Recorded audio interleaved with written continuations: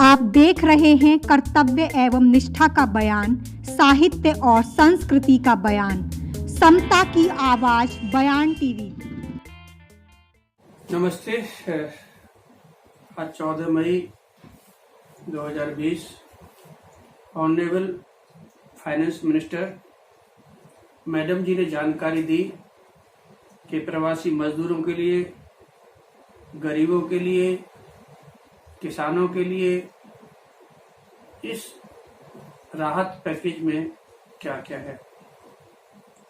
बयान टीवी वालों ने मिस साक्षी जी ने फोन कर कहा कि सर साधारण शब्दों में इन सब की जानकारी आप दीजिए, समाज के हित में बेहद जरूरी है। तो उनके आग्रह पर मैं आदरणीय रूपचंद गौतम साहब, जो उन्होंने ये बयान टीवी के माध्यम से लोगों को जागृत कर रहे हैं, तो उसी में ये सहयोग मात्र है। तो मैं पॉइंट वाइज में आपको ऐसे बताना चाहूंगा। देखिए, सरकार, फाइनेंस मिनिस्टर जी ने जानकारी दी है कि उन्होंने किसानों को मार्च अप्रैल 2020 में मतलब 63 लाख लोगों को 86,000 मतलब 86,000 करोड़ रुपया लोन के रूप में दिया है। देखो, ये तो फैक्ट है कि सरकार ने किसानों के लिए क्या दिया है, ये फैक्ट है। ये तो उन्होंने लोन दिया है, लेकिन जैसे फसल कटी है, किसानों ने जो समस्या है, फौरी तौर पर क्या राहत है उसकी मतलब इसमें सरकार को बताना चाहिए कि हमने फौरी तौर पे अब ऋण देना, कम ब्याज पे ऋण देना, ये तो मतलब साधारण सी बात है, कोई ज्यादा मतलब इसमें नहीं है कि ऋण मुहैया कराना। तो लेकिन जो गांवों में दूध का जैसे उत्पादन होता है, अब वो दूध उनका जो 40-50 रुपए किलो जब चलता था, बिकता था, वो 30 रुपए किलो भी नहीं बिक पाया इस समय में। तो उन ऐसे मजदूरों के लिए या जो छोटे 2-4 भैंस रख करके जो गरीब लोग जो चला रहे थे अपना खर्चा, उनके लिए मतलब क्या व्यवस्था है। दूसरी चीज मतलब उन्होंने ये जानकारी दी कि 3,500 करोड़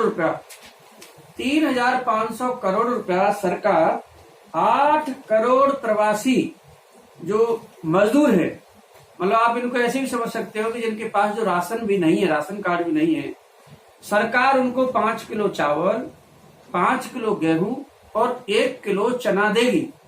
अब आप देखिए कि 8 करोड़ लोग हैं और उन पर जो सरकार का जो प्रोविजन है वो 3,500 करोड़ रुपए का है। तो मतलब 8 करोड़ तो हमारे यहाँ पर ऐसे लोग हैं जो केवल 5 किलो चावल, 5 किलो गेहूं और 1 किलो चने पर मजबूर होंगे। मतलब इतनी सी चीज के लिए उनकी जिंदगी रह गई है कि उनके पास में जो बेसिक चीजें हैं वो भी नहीं है। और सरकार अपना काम कर रही है, क्योंकि सरकार को तो भाई करना भी चाहिए और उनका फर्ज भी बनता है। लेकिन ये नंबर बहुत बड़ा है। इसमें उन्होंने जानकारी दी है कि one nation one ration card बनेगा, मतलब पोर्टेबिलिटी होगी। कहीं पर भी कोई है अपने हिस्से का राशन, वो गरीब आदमी वहीं से ले सकता है। तो ये अच्छा कदम है। 1,500 करोड़ रुपया जो ये शिशु जो 50,000 से कम जो लोन ले लेते हैं, जैसे रेहड़ी पटरी वाले हुए, छोटे गरीब हुए, जिन्होंने सब्जी की दुकान करने वाले, तो जो 50,000 रुपए से जो कम जो लोन लेते हैं, उनको सरकार ने कहा है कि भाई हम आपको 2% जो ब्याज में रियायत देंगे। देखिए, ये कुछ सही भी कदम है, क्योंकि सरकार अभी मतलब हमने ये कर दिया, ये होगा, उसकी अपेक्षा डायरेक्टली सरकार जब तक नहीं करती है। देखो, बैंकों को अगर बचाना है, उद्योगों को बचाना है, समाज को बचाना है, तो सरकार को सबसे पहले सभी के लिए, जिन्होंने होम लोन लिए, जिन्होंने कार लोन लिए, जिन्होंने उद्योगों के लिए लोन लिए, जिन्होंने छोटे के लिए लोन लिए, अगर उनके डिफॉल्ट ना हो तो मैं ये सजेशन देता हूं कि उनको सबके लिए 2% केवल लोन इंटरेस्ट चार्ज करके और सारा पेमेंट वो करते रहे, ईएमआई भरते रहे, तब कोई फेल नहीं होगा। अदरवाइज ये मतलब छोटी छोटी चीजें कि हम इतने % करेक्शन कर रहे हैं, इतना कर रहे हैं, इनसे इस इकोनॉमी पर इतना इम्पैक्ट नहीं पड़ पाएगा। दूसरी चीज ये है कि जो सरकार इस तरह से मतलब सबको आए दिन अपनी अपनी तरह से वो कोशिश कर रहे हैं कि भाई ऐसे होना चाहिए, ऐसे होना चाहिए, लेकिन आपको सच्चाई कबूल करनी पड़ेगी कि यहाँ पे वर्क कल्चर नहीं है। वर्क कल्चर मतलब जो हमारी सरकारी संस्थाएं हैं या जो और चीजें हैं, वहाँ ऑनेस्ट वर्क कल्चर लाना पड़ेगा। सरकार की तरफ से, प्रधानमंत्री जी की तरफ से, कहीं से भी एक चीज आनी चाहिए कि जो सरकारी जमीनें हैं उन पर जो अवैध कब्जे हैं वो नहीं होना चाहिए, क्योंकि वो जो है जो अवैध कब्जे हैं, जो सरकारी जमीनों पर ही कंस्ट्रक्शन हो जाते हैं और इलीगल जो कंस्ट्रक्शन हो रहे हैं, ये हमारे देश में एक बहुत बड़ी समस्या है। तो सरकार को इस ओर ध्यान दिलाना चाहिए कि भाई गलत काम ना हो। जब तक ये गलत काम को सरकार नहीं कहती है कि भाई ये रुके, तब तक भी परेशानी इकोनॉमी में रहेगी। क्यों? सबसे पहले जो काम नहीं ठीक से कर रहे हैं उनको दंडात्मक कार्यवाही भी सुनिश्चित की जानी चाहिए। सारे जो प्रोविजंस में 5,000 करोड़ रुपया जो रेडी पटरी वाले लोग हैं, जो ठेला वाले लोग हैं, जो उनको मतलब सहायता देने के लिए इन्होंने कि कोई और उन्होंने जानकारी दी है कि जो डिजिटल के माध्यम से पेमेंट लेंगे देंगे उनको प्रमोशन दिया जाएगा और उनको आगे बढ़ने में मतलब किस तरह से आगे बढ़ सकते हैं, लोन बैंक उनको और भी देंगे। तो इस तरह से उन्होंने काफी जानकारी दी है। उनका कहना यह भी है कि भाई सरकार जो है 3 करोड़ किसानों को 4.2 लाख करोड़ रुपए मतलब लगभग 4 लाख करोड़ रुपए जो है 3 लाख किसानों को लोन के रूप में देंगे।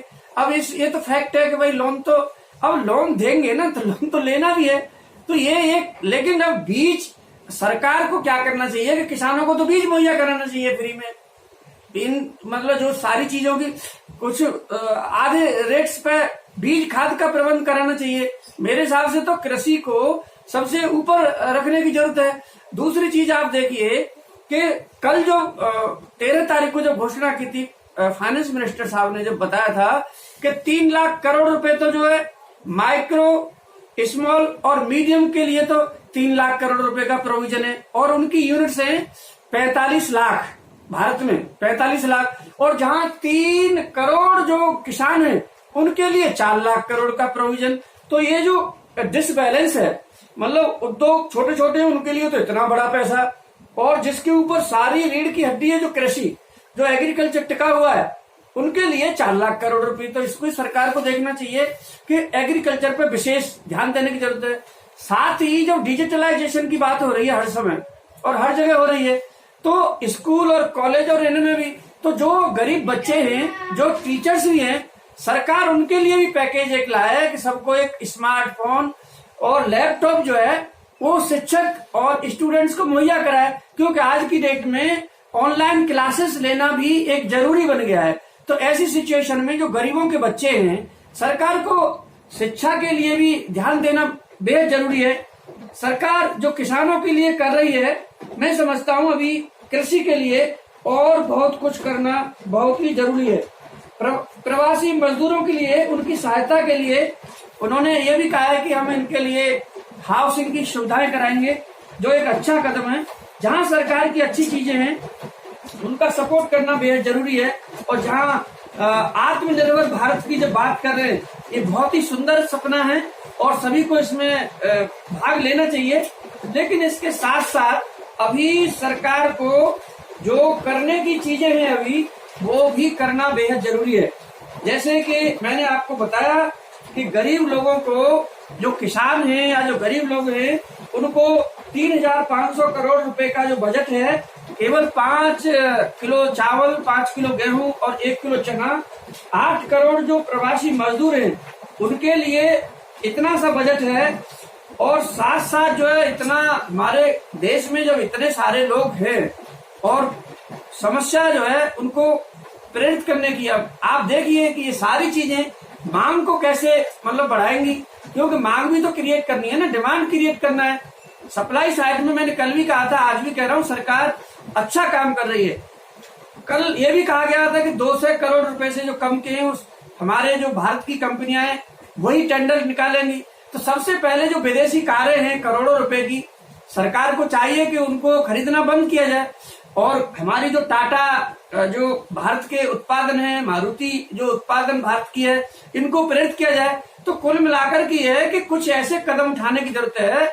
ऐसा नहीं होना चाहिए कि जो पैसा है, जो पूंजी है, कुछ लोगों के पास तो बहुत ज्यादा हो जाए और कुछ के पास कुछ भी ना रहे।